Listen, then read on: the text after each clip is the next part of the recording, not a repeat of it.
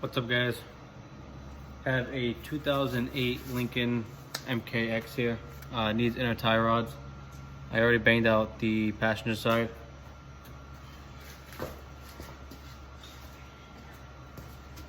As you can see, customer was complaining that it had a very sloppy steering wheel, and every time you hit a bump, the steering wheel will kind of move a little bit, which I recommended to do inners and outers if you're going to be there. With it being a 2008, I would assume that they've never been changed. So figured I'd make a video on how to change it. I did the passenger side. That one was a little more difficult than the driver's side. But I figured I would show you guys how to do it on the driver's side. All right, so right here we have the outer tie rod that bolts up to the knuckle. So what we'll do here is just take out the cotter pin.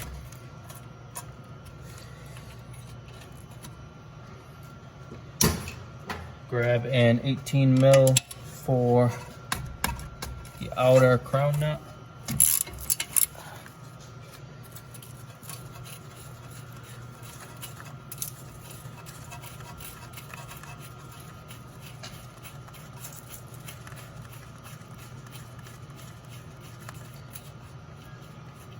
Just don't take it off all the way, leave it just a little bit at the top because you have to break your jam nut loose on your inner tie rod. Alright, so right here we have our jam nut. Like I said, you want to keep the crown nut in so you're able to loosen this here. What I normally do, just to try to get the alignment back as much as possible, so we broke this free here, spun it back a little bit, but I didn't do one rotation on this once it popped out. Just to get the alignment back to as best as you can. I would recommend have the person or you yourself or whoever's driving the vehicle get an alignment after this anyway, because anytime you mess with suspension, whether it's outers, inners, even taking struts off, sometimes if the cars have oblong holes on these strut mounts, you're going to want to get an alignment anyway for camber. But for this purpose, it's going to be toe. You want to try to get it as best as possible. If not, you'll have the person wear the tires down. Just try to get as close as you can, just so they can get to, an alignment shop. So the best way to do that is you rotate this. That would be one rotation. 2, 3, 17, 18, 19. So 19 turns, which actually the passenger side was exactly the same as well. So I'm gonna write down 19 turns right there, so I remember that. And now what you're gonna want to do, grab some pliers. Get that light back in here.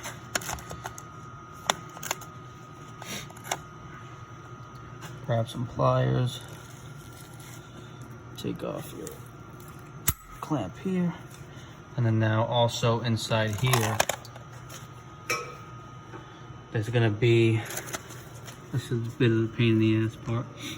You can see right there, there is a wire tie on the end of the boot. Now the boots we can reuse. So what you're gonna have to do is get some pliers in there, snips or something, and try to get this part right here. This wire tie, cut it off, snap it off. All right, once you get that wire tie off the back, the boot itself should be nice and free. So from here, what you're gonna wanna do, take off your jam nut so you're able to slide your boot off. Pop the boot over that lip right there. So from this point, you can rent a inner tie rod removal tool. What I do is I turn the wheel all the way to the opposite side, so it pulls this side out further to you, and then you're able to get an adjustable wrench or a pipe wrench or something in here. So once you break that loose, as you can see, I'm just using adjustable. It does have some little tabs. Let me grab my light. Where'd it go? It does have some tabs right here I just folded those back. They do come with some type of thread locker on there, but I always do go and add a little bit more of my own. And from there, I'm just go ahead and screw this in here.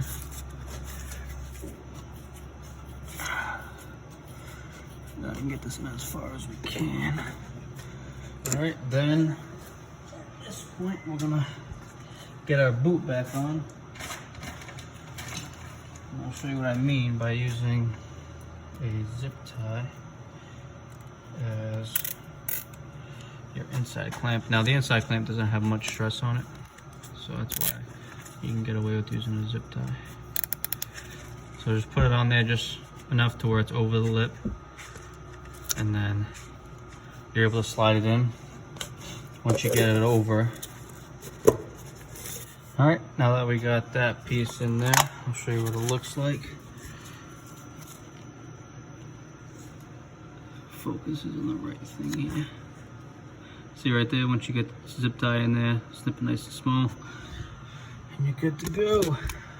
Let's get this outside boot. So there's actually a lip right here where the outside of the boot's gonna run. Once you get that up to there, it'll pop right in to a little groove. Then you come back.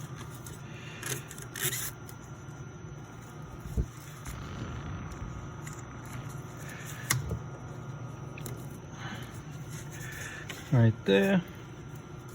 Get the clamp on there nice. Now we've got the jam nut. Just push it all the way to the end just so you don't have to go ahead and move it. So we're gonna do 19 turns, so that'll be one. Let me get this light over here. 1, 2, 16, 17, 18, 19. Bring your jam nut back. Don't snug that up just yet. From here, what you're gonna want to do, bring your, go ahead and bring your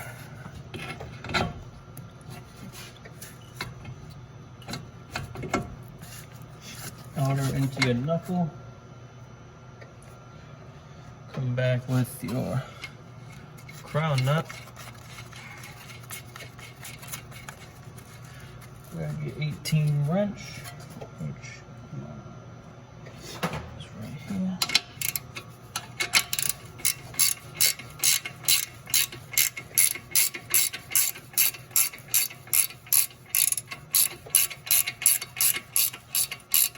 And then you get it to where, just snug that up just enough, and then go one more pass to where the hole for your cotter pin lines up. And we'll go ahead and toss a new cotter pin in there.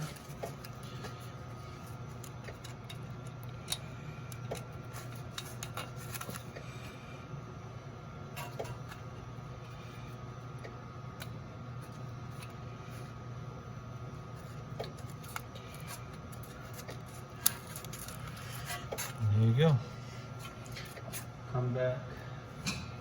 Come back with your adjustable. Come back with your adjustable. Tying down your jam nut.